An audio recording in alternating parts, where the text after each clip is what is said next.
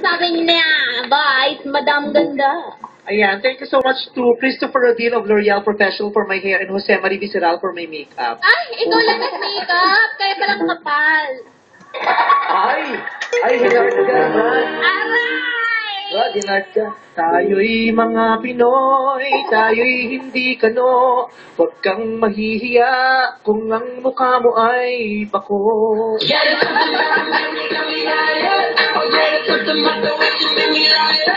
nga, ito nga lang yan. Ako nga lang. In fairness, no, I'm not kidding. Maganda yung makeup mo today. Hindi masyado hard. Oh, ganda mo today, girl. Wag.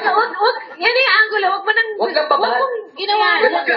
Lumason ka lang. Kailangan tinatagal agad. Yan lang. Huwag kang gumalaw. Yan na yun. Okay, perfect. Go. Pagpapad may sawa eh. Glance lang. Huwag kang gumalaw. Diyan. Kanya ka mag-comment. Sige, comment ka na. Ano eh, ito ang iiyak sa family. Fairness lang. Fresh lang. Blush on lang. Oh, Wala nga shadow eh. Natampal lang ako. Kaya ako naman ko. Ako inuuto nyo na ako, mga charotera kayo ha. Okay, our rebellion family. Okay, listen up yo. Listen up yo! Rapper.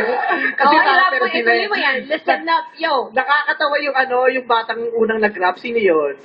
Oh, hindi ka nangawit isang buong programa, ganun ka lang ng ganun, no? Ganun ka ng ganun. Pag nagra-rap ba, kailangan gumagano, kuya? Sino Mahayag din, di ba? Sino nag-inspire sa'yo na kailangan pag nagra-rap, gumaganyan ang kamay, hindi ba pwedeng nakababa lang nang hindi ka masyadong pagod sa katawan? Anong nangyayari? Bakit gumaganyan ito kumakaway? Explica mo sa akin na maunawaan ko naman. Sige, listen up you. Boy.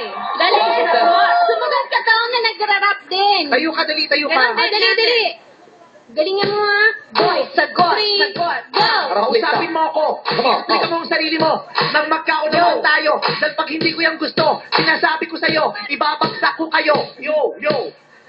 Ano? Tawa-tawa lang, ha? Tawa-tawa lang. Baka pwede isip-isip din. 7, 8. Yo. Bakit ka daw gumagalito pag ikaw ang nag-rap? Yo. Sagot, boy. Kasi dalawa pusod niya, yo. Sandali, si Daddy ang gusto sumagot eh. Oh. Try mo, kuya. Ay, nahiya siya. Nahiya. Ayan, nahiya. Nahiya ka. Pero magaling kang mag-rap in fairness sa'yo. Oo. Ikaw bang sumulat ng mga titik ng rap na yun? Bagets? Sino? Sige, gamitin mo yung mic o i-off ko na lang. Gusto mo? Si Tito po. Sino si Tito mo dyan? Tito Bernard po. Ah, Tito Bernard, Cloma! Hindi, iba si Bernard lang. Tito Bernard, ikaw ang nagsulat ng rap? Mahilig ka bang sumulat ng mga tula talaga? Chamba lang po. Ah, talaga? Magkano premyo niyan pag tsamba lang? Hindi ka palagi ang sumusulat ng mga tula. Ang sarap yung kausap, no? Pag nakahiligan po, Ang saya. Ha? kapag po nakahiligan ko po, nagagawa ko mag-isa sa loob ng kwarto, ako lang mag-isa.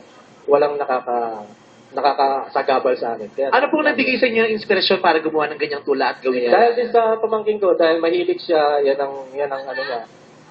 Yan yung ano niya, yan ang pinaka-talent niya. So gusto kong ibuga sa mga badlang people. Ah, okay. Maganda yung batang kumanta, napakahusay mong kumanta, na kahit na wala ka nung gitna, may nagrarap nung bumalik ka, kuhang-kuha mo pa rin ang tono mo, ang husay mong bata ka. Konting ensayo pa ay baka ikaw nang susunod na Angeline Quinto.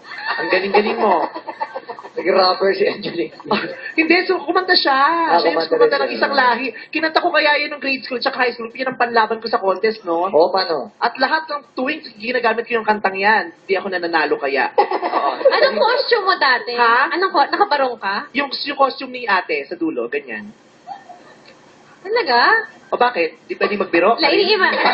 Pumayaan na ako na. Ano, paniwala na lang lagi, Karin. O, likin na. Ganun na eh. O, yun na. O.